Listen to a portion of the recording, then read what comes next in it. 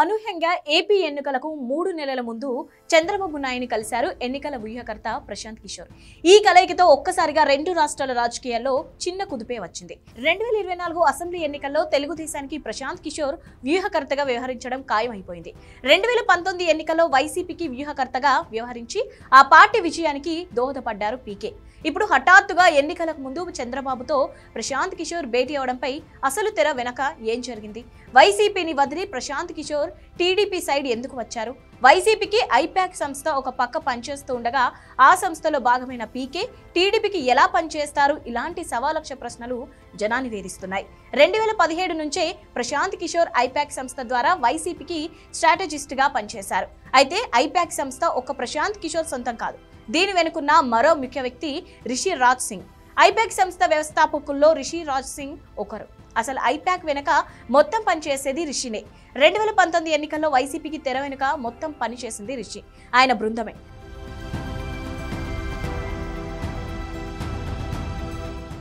I-PAC వ్యవస్థాపకులు ఒకరైన ప్రశాంత్ కిషోర్ తనకు తాను సూపర్ బ్రాండ్ క్రియేట్ చేసుకున్నారు. అంతా తానే అన్నట్లుగా మీడియాలో ప్రొజెక్ట్ చేశారు.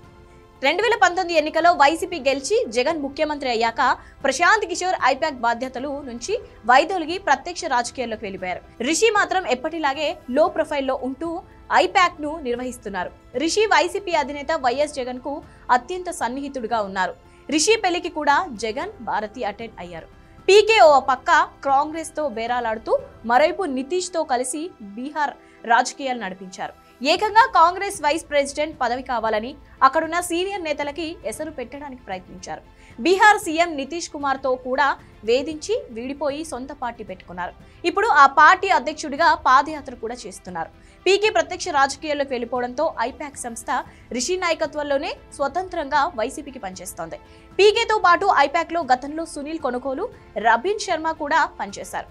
వాళ్ళు ఐపాక్ నుంచి విడిపోయి స్వతంత్రంగా సంస్థలు పెట్టుకొని వివిధ పార్టీలకు వ్యూహకర్తలుగా పనిచేస్తున్నారు. సునీల్ కొనుగోలు కొన్నాళ్ల క్రితం టీడీపీకి కూడా తెర వెనుక సేవలు అందించారు. అయితే అతనికి ఇవ్వాల్సిన ఫీజు సొమ్మును టీడీపీ ప్రధాన కార్యదర్శి లోకేష్ ఎగ్గొట్టారు. దాంతో సునీల్ కు టీడీపీకి మధ్య దూరం పెరిగింది. ఆ తర్వాత చంద్రబాబు కోరిన కూడా సునీల్ టీడీపీకి వ్యూహకర్తగా పనిచేయడానికి రాలేదు. ఆ తర్వాత రాబిన్ శర్మను నియమించుకున్నారు తెలుగుదేశం వాళ్ళు. రాబిన్ వ్యవహార శైలి, పనితీరు కూడా లోకేష్ కి, చంద్రబాబుకి నచ్చలేదు. చివరికి ఒకప్పుడు బిహారీ డెకాయిట్ అని తిట్టిన ప్రశాంత్ కిషోర్ దగ్గరికి బాబు, లోకేష్ వెళ్లాల్సి వచ్చింది. టెక్నికల్ గా ప్రశాంత్ కిషోర్ ఇప్పుడు వైసీపీతో గాను జగన్ తో గానీ లేరు. అతను ఒక పార్టీ నాయకుడు. అందువల్ల పీకేని ఒప్పించి టీడీపీకి వ్యూహకర్తగా తీసుకొచ్చారు చంద్రబాబు.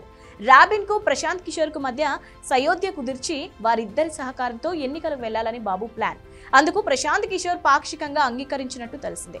ఇక నుంచి poll management, social media campaign వీటికి సంబంధించిన ఐడియాలు ప్రశాంత్ కిషోర్ ఇస్తాడు.